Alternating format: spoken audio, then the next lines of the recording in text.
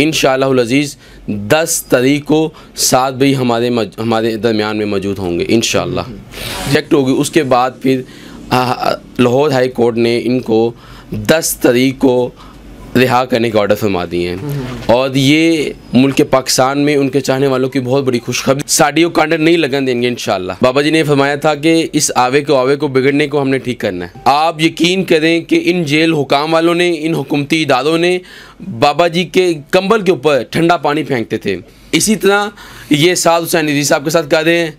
उनको एक बंद कमरे में रखा हुआ है, ना वहाँ पे पानी की अप्रोच है, ना वहाँ पे पंखे की अप्रोच है, और यहाँ तक कि ये कहते हैं कि वहाँ पे पता ही नहीं चलता कि सूरज कब निकलता है, सूरज कब डूब जाता है।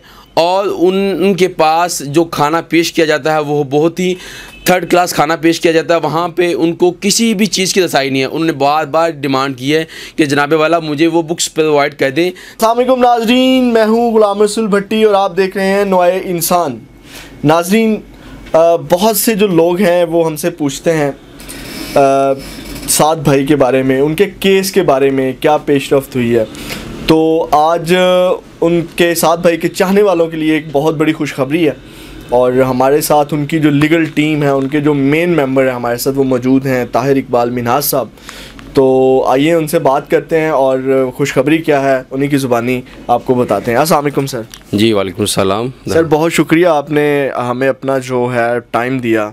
कोई सी बात नहीं, थैंक यू, वेलकम। साद भाई के जो चाहने वाले हैं, सबसे पहले तो जो खुशखबरी है वो बताइएगा, क्या खुशखबरी है, कब तक साद भाई बाहर आ रहे हैं, या उन पे जो नज़रबंदी है वो कब ख़त्म हो रही है?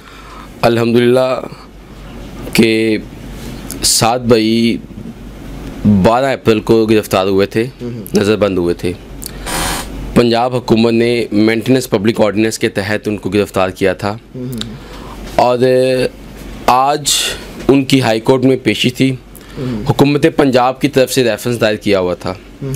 उसमें उन्होंने ये प्ली मांगी हुई थी कि इनकी जो डिटेंशन ऑर्डर हैं वो मज़ीद एक्सटेंड किया जाए। ठीक है। जिसकी वजह से आज रिव्यू बेंच बैठा हुआ था, जिसकी सदारत, जिसको फुल बेंच को लीड कर रहे थे मलिक शहजाद अहमद खान। उन्होंने ये प्ली ली हुकूमती बेंच ने, हुकूमती इदारों ने, कि जनाब इनकी जो एक्सटेंशन है वो मज़ीद इसमें एक्सटेंड फरमाया जाए। लेकिन उनकी जो दरख्वास्त जो कैंसिल होगी, रिजेक्ट होगी, उसके बाद फिर लाहौर हाई कोर्ट ने इनको 10 तारीख को रिहा करने के ऑर्डर फरमा दिए हैं। और ये मुल्क पाकिस्तान में उनके चाहने वालों की बहुत बड़ी खुशखबरी है। इंशाअल्लाह अज़ीज़ 10 तारीख को साद भाई हमारे दरमियान में मौजूद होंगे इंशाअल्लाह। जी, तो ये बहुत बड़ी खुशखबरी है। मज़ीद भी हम जानते हैं।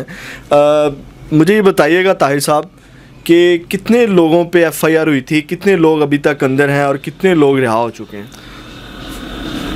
लाहौर डिवीज़न में, जिसमें कसूर, लाहौर, शेखुपुरा, ननकाना, ये 4 ज़िले आते हैं, इसमें तकरीबन कमो बेश 1600 के करीब असीरान मुस्तफ़ा गिरफ़्तार थे, जो अल्हम्दुलिल्लाह इस लीगल टीम का हिस्सा होने के नाते बहुत मेहनतें हुई और बहुत मेहनतें की और पूरी लीगल टीम इसकी मुबारकबाद की मुस्तहिक हैं। और अब जो असीरान मुस्तफ़ा गिरफ़्तार हैं वो तकरीबन 120 पन्ना के करीब असीरान मुस्तफ़ा गिरफ़्तार हैं। बाकी अल्हम्दुलिल्लाह सब ज़मानत पे रिहा हो चुके हैं और जो 120 रह गए हैं उनके लिए भी हमने अपनी कोशिशें तेज़ कर दी हैं। अल्हम्दुलिल्लाह वो भी बहुत जल्द हमारे दरमियान मौजूद होंगे। ठीक है। एक सवाल है जो बहुत ज़्यादा तंग करता है और आप कानून भी जानते हैं और इस पूरे केस को हैंडल भी कर रहे हैं। ये क्या, किस तरह का कानून है? इस पर मतलब कोई बात नहीं कर रहा, दबाया जा रहा है इस तहरीक को, बगैर किसी वजह के साथ भाई को पकड़ लिया जाता है और इतनी FIR उनके ऊपर दे दी जाती है। बात समझ नहीं आती, क्या कहेंगे आप? मैं सिर्फ इस जुमले में इस बात को मुख्तसर करूँगा, यहाँ पे आवे का आवा बिगड़ा हुआ है और बाबा जी ने फरमाया था कि इस आवे को बिगड़ने को हमने ठीक करना है। तो इंशाल्लाह जो कहते हैं ना, जो हक पे होता है उसको दबा दिया जाता है, लेकिन उसको जितना दबाएंगे वो उतना ऊपर आएगा। तो ये हज़रत मोहम्मद सल्लल्लाहु अलैहि वसल्लम का काम कर रहे हैं। हम किसी ऐदे गैदे या किसी सियासतदान का या किसी दुनियादार का काम नहीं कर रहे। पीर महली शाह ने फरमाया था कि जो हज़रत मोहम्मद सल्लल्लाहु अलैहि वसल्लम के ख़त्म नबूवत का काम करता है उसके पीछे हज़रत मोहम्मद सल्लल्लाहु अलैहि वसल्लम का हाथ होता है। तो हम जिन मालिकों का काम कर रहे हैं हमें वो साड़ियों कांडर नहीं लगन देंगे इंशाअल्लाह।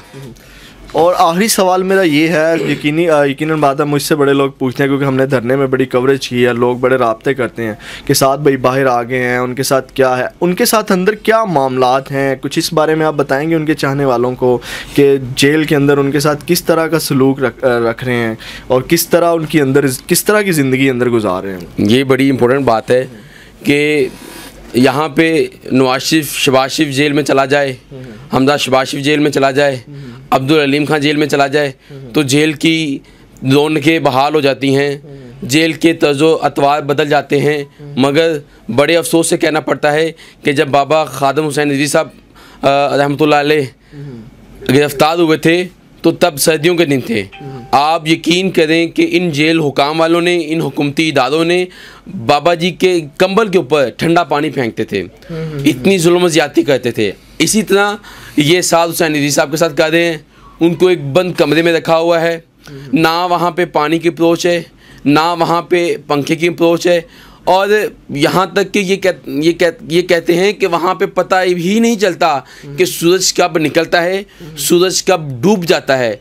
और उनके पास जो खाना पेश किया जाता है वो बहुत ही थर्ड क्लास खाना पेश किया जाता है। वहाँ पे उनको किसी भी चीज़ की रसाई नहीं है। उन्होंने बार बार डिमांड की है कि जनाबे वाला मुझे वो बुक्स प्रोवाइड कर दें ताकि मैं अपनी नॉलेज में इजाफा कर सकूँ। यहाँ तक कि उनको किताबत तक नहीं प्रोवाइड की गई और बड़ा ही उनके साथ जुल्म व ज़्यादती किया जा रहा है और ये डिस्क्रिमिनेशन वाला असूल हमारे साथ अपनाया जा रहा है।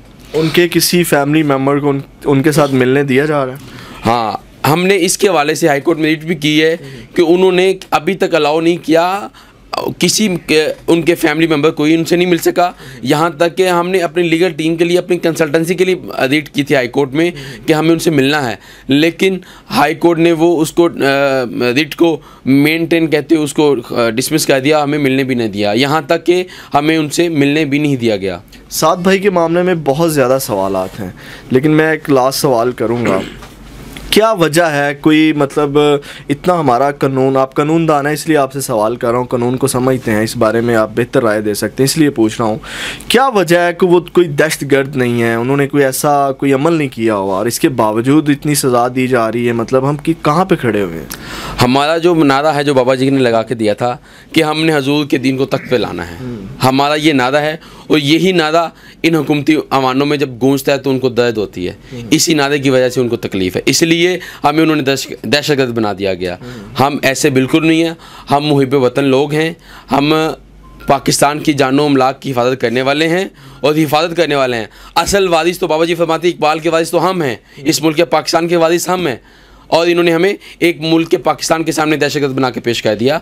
हम हजूर के दिन को तख्त पे लाना चाहते हैं और मुहिब वतन हैं। हम किसी भी, आज हाईकोर्ट में पेश हुई है साद भाई की, हमने यहाँ तक कि गमला के पत्ते को नहीं टूटने दिया। हम तो अपनी जानों से ज़्यादा इस मुल्क के पाकिस्तान से प्यार करते हैं और प्यार करते रहेंगे इंशाअल्लाह। तो जी नाज़रीन, आपने तमाम सूरत हाल जो भी करंट सिचुएशन चल रही है उस हवाले से हमने आपके सामने सारी बातें रखी हैं और इसके साथ मुझे इजाज़त दीजिएगा और देखते रहिएगा नवाए इंसान।